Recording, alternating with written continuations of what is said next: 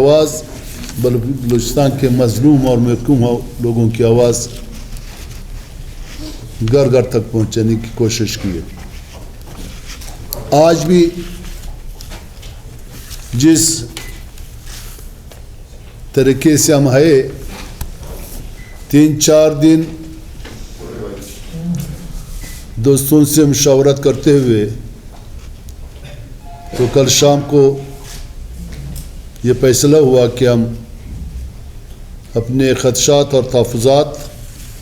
بلوچستان کے عظیم تر مفادات کو مد نظر رکھتے ہوئے ہم جائیں گے پریس کلب میں لوگوں کے اپنے عوام کے لیے ان کے اپنے پارٹی کے فیصلوں سے آگاہ کریں گے. آپ لوگوں نے ٹائم دیا. بلوچستان میں اس وقت بلکہ بلوچستان تو اکثر مرکز اور مرکز کے ساتھ ان قوتوں نے بلوچستان کو کالونی سمجھا ہے. سن 47 سے لے کر آج تک بلوچستان چاہے جمہوری حکومت ہو چاہے غیر جمہوری حکومت ہو بلوچستان پہ اکثر امریتی رہی ہے. بالخصوص 20 سال سے یا آج 2018 میں جس طریقے سے جمہوریت کے نام پہ یہاں آئین اور قانون کو بالائے طاق رکھ کر بلوچستان کے ساتھ بلوچستان کے عوام کے ساتھ پہلے تو اس کے مالی حقوق کو غصب کرتے تھے لیکن اس دفعہ انہوں نے بلوچستان کے انسانی حقوق کو بھی غصب کیا. پہلے تو اپنے سلیکشن کے ذریعے سے لوگوں کی حقیقی نمائندوں کو اس کی حقوق چھینا جاتا تھا لیکن 2018 میں پورے ملک میں بالخصوص بلوچستان میں انہوں نے یہاں پہ سارے تجربے کرتے کرتے یہ بھی نیا تجربہ ہوا کہ انہوں نے اپنے ان لوگوں سے ایک برائے نام ایک نام نہاد پارٹی بنائی جس کا نام لیتے ہوئے بھی ایک سیاسی ایک نظریاتی دوست کو شرم محسوس ہوتی ہے جس کا نام ہم بھی لیں گے باپ. تو انہوں نے یہاں پہ ایک پارٹی باپ کے نام سے بنائی اور اس پارٹی کے لیے انہوں نے لوگوں کی حقیقی نمائندگی کو چرا کے انہوں نے اپنے ذریعے سے الیکشن نہیں سلیکشن کیا. وہ چند افراد جو ان کے اکثر ان کے کالونیوں میں پرورش پاتے ہیں اسی کا سلیکشن کیا. لیکن چونکہ بلوچستان کوئی ایسا علاقہ ہے جو یہ لوگ پاکستان کا حصہ نہیں سمجھتے ہیں اور اس نے اس طرح تجربے کیے. آج کے جو موجودہ حالات اور ہمارے جو پریس کانفرنس سے ہم 2 دوست بیٹھے ہوئے کیبنٹ کے اور ہمارے CC کے ممبر اور ہمارے MP صاحبان جو ہمارے ساتھ بیٹھے ہوئے آج خود خدشات اور تحفظات بلوچستان نیشنل پارٹی کا موجودہ دور حکومت سے. سب سے پہلے جو بلوچستان کی اس وقت جو حالات ہے امن امان کا مسئلہ یہاں تک پہنچا کہ ابھی لوگ اپنے بچوں کو اپنے خواتین کو اپنے گھر والوں کو بازار بیچتے ہوئے بھی خوف کے شکار ہے. امن امان کا مسئلہ یہاں تک پہنچا کہ روزانہ کی بنیاد پہ بلاسٹ ہو رہے. اور بازار دکاندار سارے ویران اور عوام جو خوف ہراس میں مبتلا ہے،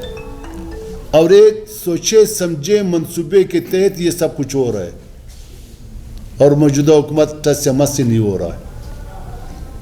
ہمارے لیے تو بلوچستان کی عوام عزیز ہے۔ ہر وقت اگر ہم نے کسی حکومت کا ساتھ دیا ہے یا اپوزیشن میں رہے، لیکن ہم نے بلوچستان نیشنل پارٹی نے بلوچستان کے عوام کے عظیم تر مفادات کو مد نظر رکھتے ہوئے وہ فیصلے کرتے ہیں۔ ہم کسی کے ذاتی مخالف نہیں ہے، نہ ہمارا کسی کے ساتھ کوئی ذاتی اختلاف ہے، سیاسی اختلاف ہو سکتا ہے۔ ہم نے اکثر بلوچستان کے عوام کی نمائندگی کرتے ہوئے بلوچستان کے عوام کا ساتھ دیا بلوچستان نیشنل پارٹی نے، اور آج ہم پھر ایک دفعہ یہ ثابت کرنا چاہتے ہیں کہ ہم بلوچستان کے عوام کے نمائندے ہیں، نہ کہ کسی گورنمنٹ کے، نہ کہ کسی اعلیٰ کار کے۔ اس وقت آپ موجودہ حکومت کے حالات دیکھ رہے ہو، یہی وہ باتیں تھی جو ہم نے جام حکومت کی پہلے سے مخالفت کی تھی، اور آج یہ پھر باتیں یہ حکومت بھی دہرا رہے۔ مثال کے طور پہ صندوق کو حالیہ دنوں میں جو ان کے ساتھ 15 سال کے لیے مزید معاہدہ کیا گیا، بجائے اس کے کہ اس کو کیبنٹ میں ہم یا دوستوں کو اعتماد میں لیتا، وہ ون مین شو انہوں نے دستخط کر کے 15 سال کے لیے مزید انہوں نے معاہدہ کیا، اور چیز پہ معاہدہ کیا جو پہلے سے اسی دن سے ہماری اختلاف تھی کہ بلوچستان کو 2% ملے گی، اور وہی 2% پہ انہوں نے بھی اس کے ساتھ معاہدہ کیا اپنے کرسی کو مضبوط کرنے کے لیے۔ اور اسی طرح آج کل وہ ریکارڈک کے پیچھے بھی پڑے ہوئے ہیں۔ یہ بلوچستان کی عوام کی ملکیت ہے، یہ ہمارے اثاثے ہیں، اسی اثاثوں پہ انہی اثاثوں پہ ہمارے صرف بلوچستان نیشنل پارٹی کے 95 افراد شہید کیے گئے۔ بلوچستان کے دور دراز علاقوں میں ہزاروں کی تعداد سے لوگ شہید ہوئے۔ یہی وہ بنیاد تھی جس کا پہلے دن سے آج سے نہیں، جب بھی حکومت نے ان چیزوں پہ بلوچستان کے عوام کے ساتھ بے انصافی کی ہے تو ہم نے اسی وقت اس حکومت کو ہم نے یہاں پہ چیلنج کیا۔ اور اسی طرح اس حکومت سے توقعات تو چھوڑ دو کہ اس حکومت سے ہمارے کیا توقعات تھی بلوچستان کے عوام کے لیے، ابھی تو 4 مہینوں میں لوگ اس سے مایوس ہو گئے۔